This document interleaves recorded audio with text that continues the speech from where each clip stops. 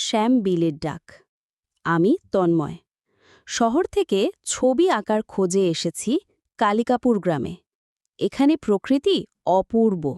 ঝিরঝির হাওয়া, সবুজ মাঠ, কাকের ডাক, মন যেন শান্ত হয়ে যায়। কিন্তু এই শান্ত গ্রামের মাঝেই এক অদ্ভুত গল্প শুনলাম। বাবা, এই গ্রামে এসেছিস ভালো কথা, তবে সাবধান। ওই পূব দিকের বিলটা দেখছ? শ্যামদিল। ওইখানে সন্ধ্যার পর কেউ যায় না। কারো যাওয়া মানেই বিপদ। স্যার, আপনি কি বলছেন? একটা জলাশয়, তাও আবার সন্ধ্যায় কেন যাব না? ওই বিলের মাঝে এক মেয়ের আত্মা ঘুরে বেড়ায়। বছর 10 আগে বরকে হারিয়ে সে সোজা ঝাঁপ দিয়েছিল বিলের জলে। তারপর থেকে যখন সন্ধে নামে সে গান গায় আর ডাক দেয় একাকী মানুষদের। ভৌতিক গল্পে আমি বিশ্বাস করি না। মানুষ অন্ধবিশ্বাসে ডুবে থাকে, তাই তো এমন কল্পনায় ভয় থায়। কাল সন্ধ্যায় যাব, নিজে গিয়ে দেখব সেই শ্যামবিল। না, কেউ যায় না। আমার ছোট ভাইও গিয়েছিল, ফিরেছিল ঠিকই, কিন্তু 1 সপ্তাহ পর নিজের ঘরেই গলায় দড়ি দিয়েছিল।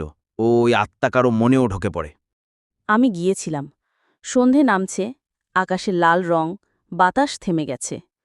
শ্যামবিলের জল যেন থমকে আছে। হঠাৎ কোথা থেকে যেন ভেসে এলো এক মেয়েলি কণ্ঠের গান। একেলা আমি, বিলের জলে। কাঁটা দিয়ে উঠল শরীরটা।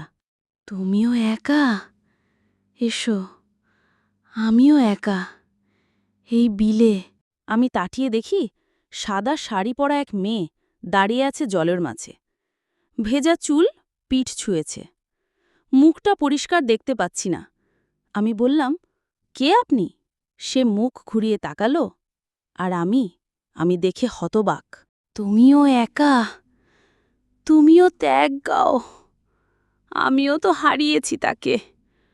এসো। আমি তার চোখে তাকালাম, গভীর, ফাঁপা, যেন শূন্যতা। আর তখনই আমি দৌড়ে পালালাম। পেছনে শোনা গেল জল ছলছল আওয়াজ, যেন কেউ পেছন থেকে টানছে। তন্ময় ফিরেছে ঠিকই, কিন্তু তার মুখে কথা নেই, চোখে ঘুর নেই, একটানা বিড়বিড় করে যাচ্ছে। সে ডাকছে আমাকে শ্যামবিল থেকে। সে একা, আমি একা। আমি এখন শহরে, কিন্তু রাতে ঘুমোতে পারি না। আমার ক্যানভাসে মুখ ফুটে ওঠে সেই নারী। তার শূন্য চোখ, ভেজা চুল। কখনো কখনো মনে হয় সে এখন আমার মধ্যেই আছে। আমি যখন আয়নার সামনে দাঁড়াই, তার ছায়া দেখি নিজের পেছনে। আমার কেউ ছিল না, এখন তুমি আছো। তুমি আমার।